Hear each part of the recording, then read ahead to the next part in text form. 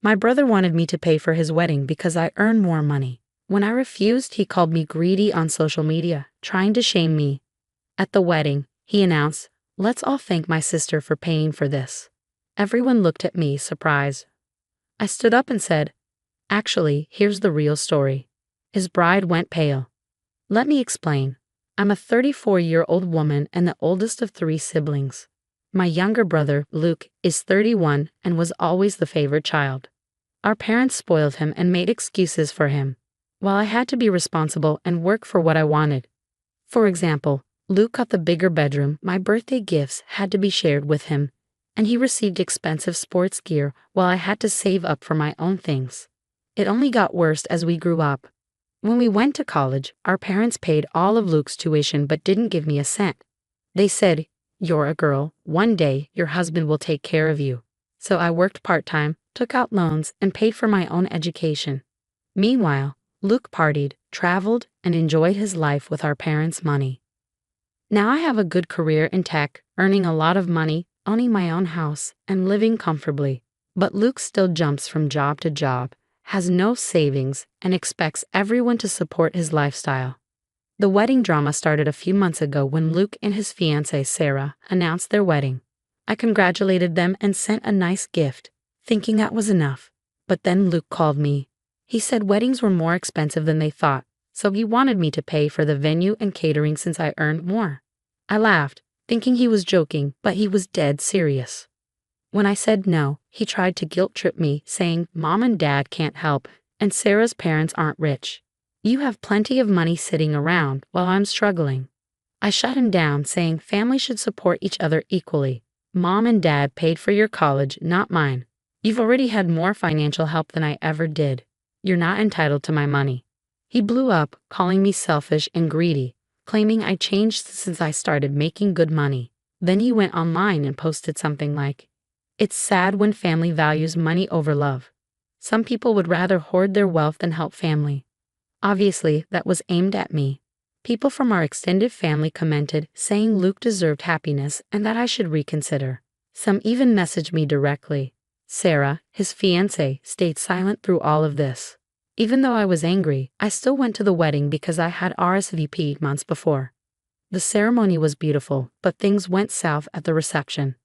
Luke took the microphone and said, "Can we all thank my sister for making this wedding possible?" Everyone turned to look at me, clapping and smiling. I was shocked because I hadn't given him a single penny. Luke stood there, smirking like he pulled off some big trick. Some guests looked happy, while others seemed confused. But Sarah, his bride, looked pale and shocked. Clearly, she didn't know what was going on. I stood up, ready to reveal the truth. Actually, here's the truth. Everyone went quiet and Luke's smile disappeared. I looked at the guests and said, I didn't pay a single cent for this wedding. Luke asked me to, and I refused. Then he made a Facebook post saying terrible things about me because I wouldn't pay. People gasped and started whispering. I wasn't done. Me? Luke wanted me to pay for everything, venue, food, all of it, because he thinks he deserves my money. When I said no, he called me greedy and told everyone I abandoned my family. And now he's lying about it here. Sarah looked at Luke, her face turning from shock to something worse, realization. She clearly had no idea. Sarah, is this true? I looked her right in the eye. Me, every word. Luke tried to grab the microphone, but it was too late. Sarah's parents, who were sitting nearby, looked furious. Her dad stood up, and that's when things really blew up. Sarah's dad, a quiet man who hadn't spoken much, stood up and said, You told us your sister insisted on paying for the wedding. Everything went silent. Sarah's mom looked shocked and whispered something to Sarah, who was now angry. Luke, babe, let's not do this here. Sarah ignored him and turned to me. Sarah, he said you offered to pay but then backed out at the last minute. I couldn't help but laugh a little. Me, I never offered. He called me out of nowhere and said I should pay. When I refused, he called me selfish and then ran to Facebook to play the victim. Sarah's mom gave Luke a death glare. Sarah's mom. The money you asked us for, was it because your sister refused to pay? Luke looked trapped. He was searching for an excuse, but there was nothing he could say. I glanced around the room. Some guests were frozen in shock. Others were whispering. His groomsmen looked embarrassed. Sarah's bridesmaids exchanged worried looks. My parents seemed ashamed. Luke finally admitted, "Okay, yes, I asked my sister to pay, but she should have. She has the money, and we're family." That made Sarah's dad even angrier. Sarah's dad. "So you lied to us. You made us think she abandoned you." Luke tried to speak but couldn't. Sarah's mom looked furious and turned to Sarah. Sarah's mom. "We're leaving." More gasps from the guests. Sarah. "Mom, wait." "No." Sarah's mom pulled her husband's arm. Sarah's mom. "We pay for half of this wedding because we believed a lie. This isn't a wedding. It's a scam." She looked at me. "I'm so sorry. We should have asked you before believing him." I nodded, but my focus was on Sarah. She wasn't crying or screaming. She just looked at Luke like he was a stranger. Then she took off her veil. Luke panicked. "Luke, Sarah, don't do this. We can talk about it later." Sarah's voice was calm. "Sarah, what else have you lied about?" Luke laughed nervously. "Luke, nothing. Just this. It was just a small mistake." Sarah looked at him like she finally understood what kind of man he was. Then she turned to me. "Sarah, how much did he ask you for?" Me, the entire wedding, venue, food, dress, everything. People gasped again. Someone in the back even choked on their drink. Sarah's mom looked disgusted. Sarah took a deep breath, and in front of everyone, she pulled off her engagement ring and set it on a table. "I'm done." The room went crazy. Luke started begging, grabbing Sarah's hands. "Luke, Sarah, no, please. We can fix this. We love each other." Sarah pushed him away like he was nothing. "Sarah, love? You don't love me. You just wanted my parents' money and your sister's money. That's not love." Sarah's dad looked at Luke's parents. Sarah's dad. "We'll talk about the money you owe us later." Then he turned to Sarah. Sarah's dad. "Let's go." Just like that, half the guests walked out. Luke stood there, shocked and angry. "Luke, you did this." I grabbed my purse and smiled. "Me? No, Luke. You did this." Then I left. After that, things only got worse for him. The venue still needed payment, and Sarah's parents weren't paying anymore. Many guests left without giving gifts, and some of Sarah's family demanded refunds for travel expenses. Luke's groomsmen were furious. His best man ended their friendship, realizing Luke had lied to everyone. And the best part, Sarah's parents hired lawyers to get their money back since they had paid thousands based on Luke's lies. Luke tried begging my parents for help. My dad said no. My mom was sad but didn't interfere. Luke had to take out a big loan to cover the wedding costs, and even now, he's still paying it off. Sarah moved on. She's now happily engaged to a great guy. Luke, he's still bitter and blames me for everything. But really, he destroyed his own life. And honestly, I don't feel bad at all. You'd think Luke would learn his lesson. But no, he spent the next few months trying to ruin my reputation. Luke went back to Facebook, claiming I ruined his wedding because I was jealous. He painted himself as the poor brother trying to marry the love of his life while I, the greedy sister, sabotage everything.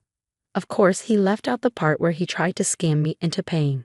Family members who always spoiled him believed him. I got flooded with angry messages. "How could you do that to your own brother? You embarrassed him in front of everyone. You make so much money. Why couldn't you just pay?" And the best one, "You'll die alone with your money and no family." But here's where things got interesting. Sarah saw his post.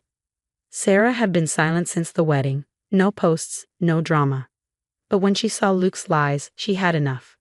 Sarah commented, "You're seriously still lying. Let's set the record straight." Then she exposed him. Luke lied to her parents about me paying. He asked her parents for money after I said no. He had already borrowed money from her and never paid it back. Then she dropped the bomb. "Maybe tell your family why I really left. Should I post the screenshots?" She had proof. Turns out, Luke wasn't just a liar. He was also a cheater. Sarah had proof, texts, screenshots, and even a Venmo transaction where Luke sent money to another woman the night before the wedding. Sarah found out after calling off the wedding but hadn't told anyone until now. Luke deleted his post right away, But it was too late. Sarah's comment was already shared in family group chats. Everyone was furious. Sarah's parents were suing him. My parents were ashamed but tried to excuse him. He was stressed. Most of the family turned their backs on Luke. Even the other woman dumped him when she found out he was getting married. Luke hit rock bottom. His reputation was destroyed, he was buried in wedding debt, and he was completely alone.